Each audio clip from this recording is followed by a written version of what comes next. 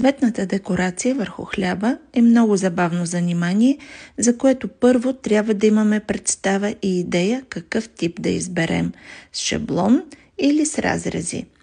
За да запазим яркостта на цветовете достатъчно свежи, можем първо да положим основа с тънък слой брашно, върху което да разположим с поръсване подправките.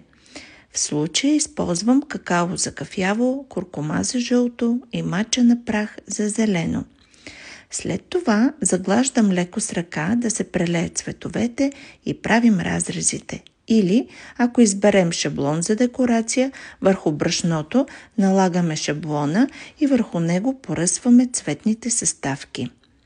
Ако сте неопитни, започнете с малки шаблони с дребни фигурки, за да успеете да поръсите празните пространства, без да се натрупва много материал.